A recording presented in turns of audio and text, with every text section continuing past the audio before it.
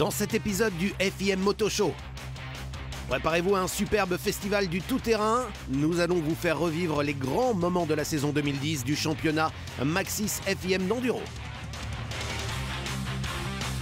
Vous reverrez les grandes bagarres que se sont livrées les pilotes dans les 3 catégories, avec un résumé détaillé qui vous donnera un bon aperçu de cette magnifique saison.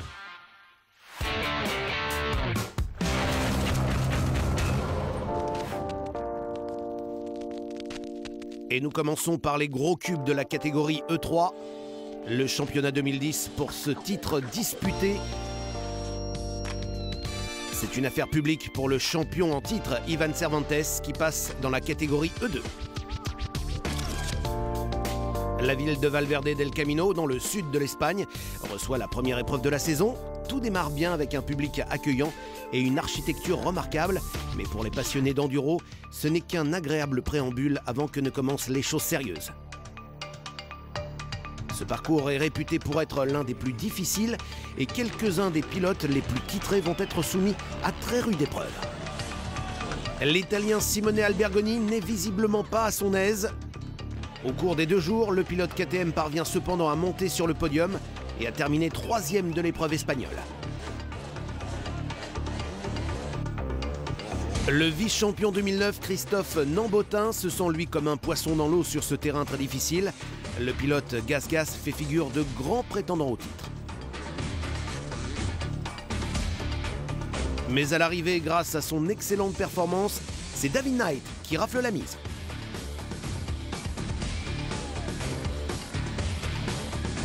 L'imposant Britannique se ressaisit après une piètre saison 2009 et domine l'épreuve. À 32 ans, il décroche ici une double victoire au guidon de sa KTM.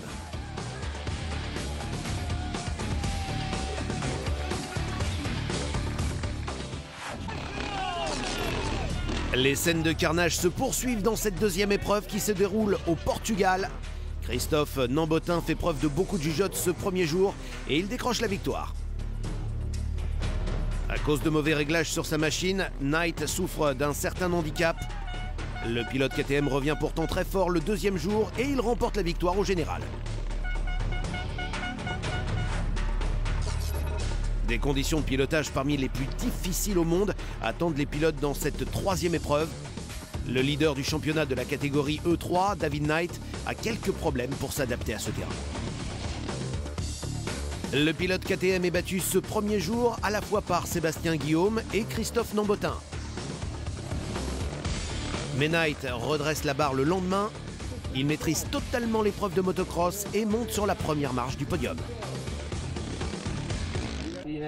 C'est l'une des courses les plus difficiles que j'ai disputées.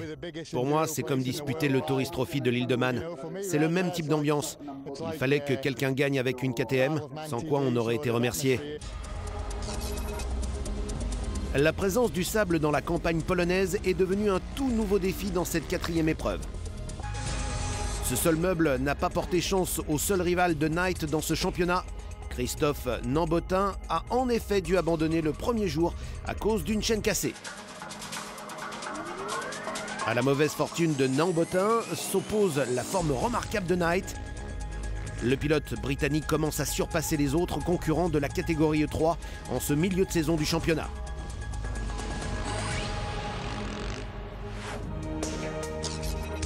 L'avant-dernière épreuve de la saison 2010 a lieu à Fethiye. La campagne turque offre à David Knight une vraie occasion de mettre dès à présent fin au suspense dans ce championnat. Et le Britannique est bien décidé à s'atteler à la tâche. Le premier jour, Knight termine 2e et se retrouve à portée du titre. Le 2e jour, le pilote KTM remporte une magnifique victoire. Knight met ainsi fin à une saison qu'il a dominée d'un bout à l'autre. Ce pilote peut être particulièrement satisfait de ce succès après sa très difficile saison 2009. David, please, just one question. How do you feel? C'est parfait après la saison dernière. Ça a été vraiment difficile pendant toute l'année. Il y a eu énormément de bagarres et c'est vraiment formidable pour moi de remporter mon 3e championnat du monde. Donc oui, je suis content que ça soit terminé. Après 7 victoires au général durant cette saison, Knight réalise un carton plein. Guillaume termine 2e avec une victoire dans la dernière épreuve. Tout de suite, dans le FIM Moto Show, nous reverrons quelques-unes des bagarres les plus serrées de la saison 2010. La lutte dans la catégorie E2 entre Mika Aola et Ivan Cervantes va se poursuivre jusqu'à la fin. Et une lutte franco-française anime la saison de la plus petite des catégories. Johnny Aubert et Antoine Méo s'affrontent pour le gain de la couronne en catégorie E1.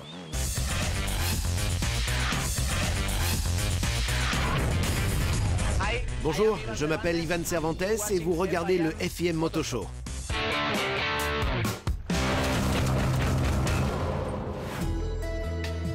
Les enjeux sont particulièrement élevés dans la lutte pour le titre 2010 en catégorie E2. Deux bons amis, Ivan Cervantes et Mika Aola, se retrouvent propulsés dans la même catégorie après avoir remporté tous les deux un titre de champion du monde dans des catégories différentes en 2009. Le Finlandais Aola se montre fidèle à sa réputation en remportant la première course de la première épreuve de la saison. Le championnat 2009 de la catégorie E1 conserve son style impeccable et se montre très compétitif également le lendemain. Mais l'Espagnol Ivan Cervantes s'avère irrésistible à domicile. Le champion du monde de la catégorie E3 de l'année dernière réussit le 2e jour à s'acclimater après les quelques problèmes techniques qui l'ont handicapé la veille. Cervantes remporte finalement le général malgré la forte concurrence d'Aola. Une météo agréable permet de réellement apprécier tout le charme de cette ville portugaise de Fafé. L'atmosphère accueillante n'adoucit cependant pas les difficultés du parcours. Le premier jour, le champion du monde 2009 de motocross MX3, Alexandre Pierre René, évite de justesse l'accident. La lutte pour la première place oppose deux vieux adversaires. Le Finlandais Mika Aola remporte la première journée. Cervantes s'impose le 2e jour. Il s'agit pratiquement d'une répétition de la première épreuve de la saison. Ça m'était égal d'avoir quelques secondes d'avance ou de retard. J'ai simplement essayé de ne pas faire d'erreur. Et heureusement, j'y suis parvenu. Alors que les deux grands rivaux sont à égalité avec 94 points chacun au championnat, Cervantes est victime d'une allergie au pollen lors de cette 3e épreuve. Aola n'hésite pas à profiter de cette aubaine. Le pilote finlandais remporte facilement les 2 courses du week-end, ce qui lui permet de bénéficier d'une solide avance dans le classement de la catégorie E2. La ville industrielle de Puchov révèle un côté pittoresque rafraîchissant avant l'arrivée sur le parcours slovaque d'un Cervantes malmené. L'Italien Thomas Oldrati met fin à la domination absolue de Cervantes et Mika Aola. Le 2e jour, le pilote KTM décroche la victoire et finit 2e du général. Le Finlandais Aola montre toute sa maîtrise sur ce terrain glissant. Le pilote Honda gagne facilement la première course et décroche une nouvelle victoire au général dans cette catégorie E2.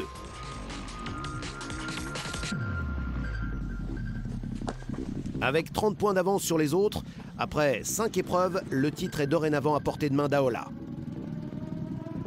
La légende finlandaise a remporté facilement la 6e épreuve, avant que Cervantes ne se reprenne lors de l'épreuve suivante, en Turquie. Aola doit tout faire pour s'assurer du titre dans cette dernière épreuve de la saison à noire table. Les enjeux sont plus élevés que jamais sur ce parcours qui ne fera aucun cadeau au pilote. Mais l'incroyable Finlandais fait ce qu'il faut pour remporter le titre dans cette catégorie E2. L'exploit d'Aola comble de joie l'équipe HM Honda. Oui, c'est mon 4e titre mondial. C'est ce que j'espérais. Je tenais à confirmer aujourd'hui. J'ai essayé de gagner, mais j'ai vu ce matin que Planet était incroyablement rapide. Alors, je me suis uniquement occupé d'Ivan. en tentant de mettre le plus de secondes possible entre nous deux. Et je suis très heureux de remporter le titre.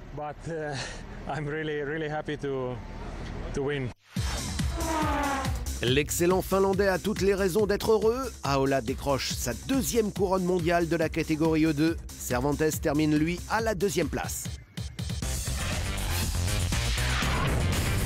La question de la semaine. Qui est le seul pilote dans l'histoire à avoir remporté 6 fois de suite le championnat du monde d'enduro?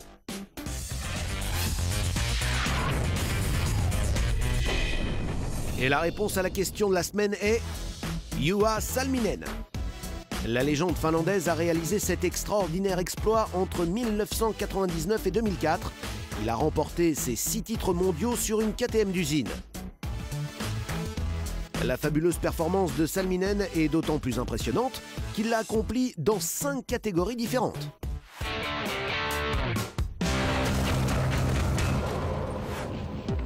Dans le championnat de la catégorie E1, on a assisté à l'une des plus belles bagarres de l'année 2010. Une lutte s'est étalée sur toute la saison et qui a opposé Antoine Meo à Johnny Aubert dès l'épreuve espagnole de Valverde del Camino. Meo sur Husqvarna est redoutable dans les parties techniques de ce parcours. Son approche presque cavalière s'avère payante lors de la première journée. Le champion du monde 2009 de la catégorie E2, Aubert, se retrouve handicapé à la suite d'une pénalité d'1 minute le premier jour. Mais le pilote KTM Ryder exploite tout son talent pour prendre l'avantage sur Meo le deuxième jour. Hier ça a été difficile, donc aujourd'hui je voulais vraiment bien faire. J'ai commencé fort d'entrée, j'ai commencé à prendre pas mal de secondes dès le premier tour, je pense que j'avais une 20-25 secondes. Donc je me suis dit bon, aujourd'hui il ne faut pas rien lâcher, il faut attaquer, et c'est ce que j'ai fait. Et je suis tombé 2 fois dans la grande extrême, mais bon, j'ai quand même réussi à garder l'avantage, donc bonne journée. Alors que les lignes de bataille sont déjà en place depuis la première épreuve, il va y avoir du grabuge dans la plus petite des catégories d'enduro lors de la deuxième épreuve. Sur ce parcours, Aubert n'est pas à l'aise. Le double champion du monde décide de prendre moins de risques, ce qui donne à Meo une occasion de surpasser son compatriote en remportant la victoire au cours de ces 2 journées en Italie. Cette troisième épreuve de la catégorie E1 emmène les pilotes dans la ville pittoresque de Lovere.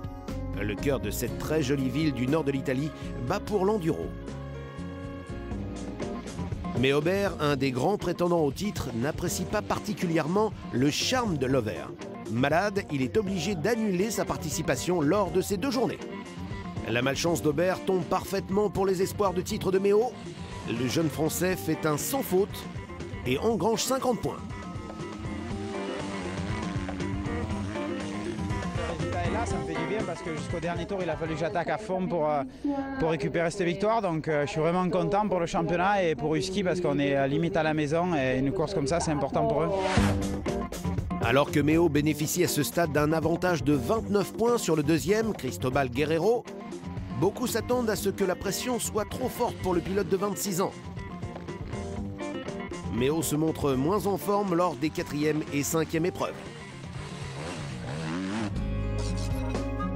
Une météo méditerranéenne tonifiante attend les pilotes lors de l'épreuve suivante.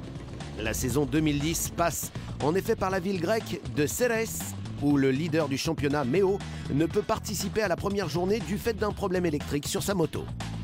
Aubert, de son côté, commence à retrouver ses marques. Une 2e place au général pour le Français, derrière le Finlandais Eero Remes. C'est la dernière épreuve du championnat. Et Meo est toujours le favori pour le titre. Mais les terribles conditions sur le circuit de Noirtable ne lui facilitent pas les choses.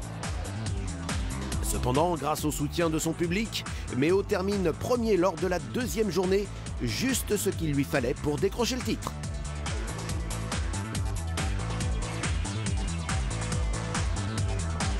Et une foule de journalistes se presse autour du champion 2010 de la catégorie E1. Meo partage quelques moments d'émotion avec son équipe à l'issue de cette fantastique saison. Meo termine l'année avec 332 points, une très solide avance par rapport à Johnny Aubert, qui en dehors d'une épreuve ne l'a jamais quitté. Tout de suite, dans cette émission, il n'y a pas de repos du guerrier dans ce concentré d'action d'enduro. Un résumé du championnat du monde d'indoor, tout de suite, après la pause.